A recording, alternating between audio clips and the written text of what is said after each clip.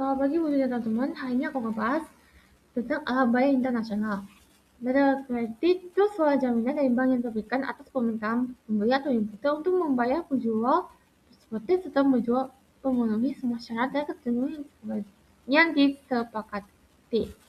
Contohnya adalah langsung pembayaran dengan internasional di mana orang menjadi bisa PTA membeli dari Indonesia, importer Indonesia membeli kendaraan dari PT B yang seperti Korea menggunakan line of credit di mana bank bank A yang di Indonesia atau bisa bank C menaruh kredit yang kemudian diproses ke bank B atau bank D di Korea dan mencapai pembayaran setelah dokumen sebelumnya sesuai syarat diterima dari eksportir. Ini contoh-contoh gambarnya. Kalau yang berapa gambar yang nggak jelas, mohon dimaklumkan dan dimaafin sementara. Terus, fungsinya itu untuk memperlancar proses pembayaran dokumen dalam kegiatan penanggulangan global atau biasa disebut ekspor impor barang. Selain itu, istilah dari line of credit adalah bank menjamin pihak eksportir untuk menerima pembayaran yang sesuai seperti kesepakatan di awal dengan pihak importir.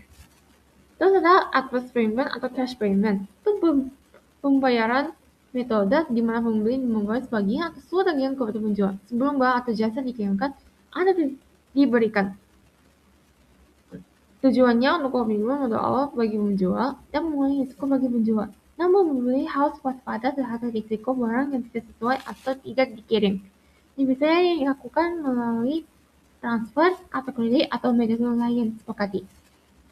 Contohnya, uang muka untuk DP rumah atau kendaraan, layanan di uang buka DP untuk DP rumah kendaraan akan layanan di awal periode. Biasanya diterima menggunakan cara konsultan, DP proyek konstruksi dan sebagainya. Ini contoh gambarnya. Fungsinya dengan ada semua untuk pembayaran di muka bisa coba memperoleh modal awal sebelum bayar dikirim atau layanan diberikan. Itu caranya yang sering digunakan dalam kegiatan ekspor dan impor. Memberikan kepastian finansial bagi penjual pembuat produksi atau layanan. Yang setelah penangkapan, pembayaran ekspor impor di mana eksportir mengirim barang dan dokumen terlebih dahulu lalu importir membayarnya di kemudian hari lalu sesuai kesepakatan biasanya 30, 60, atau 90 hari tanpa perantara bank kredit. Sehingga importer diuntungkan bisa cek barang dulu dan memasukkan lebih besar pada eksportir. Contohnya, sebuah perusahaan tekstil di Indonesia menjual kain kepada butik di Prancis dengan kesepakatan open ke 60 hari atau 60. Contohnya ada customer, seller, payment gateway, payment processor, bank, dan merchant. Ini contoh yang perhitungan.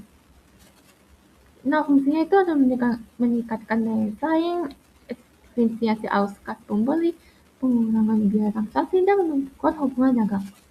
Itu tata commercial bills of exchange. Itu suatu perintah tertulis dari penjual kepada pembeli untuk membayar sejumlah uang tertentu pada tanggal jatuh tempo di masa mendatang.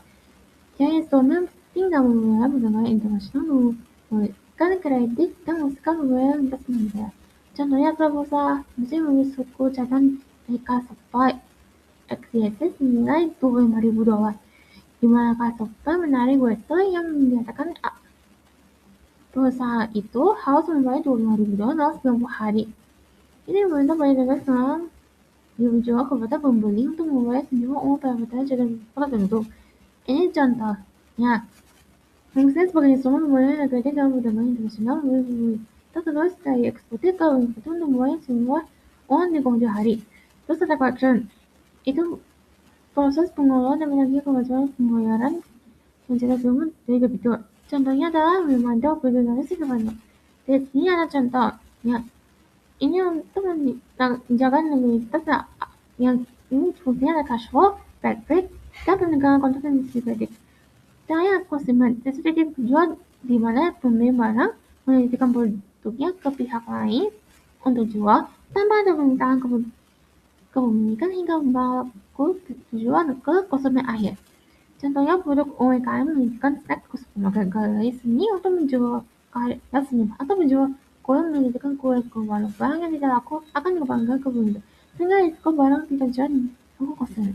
Dan contohnya, fungsinya membuat jangkauan pasar bagi pembeli barang dalam modal besar. Sementara bagi penyalur barang adalah mendapat variasi produk di toko tanpa risiko stok karena pembelian hanya menjadi sabaran terjual. Kesimpulannya, pembelian metode yang tepat krusial untuk kelancaran transaksi lintas semua opsi memiliki dari yang aman hingga cepat. Sekian yang bisa dari aku. Terima kasih.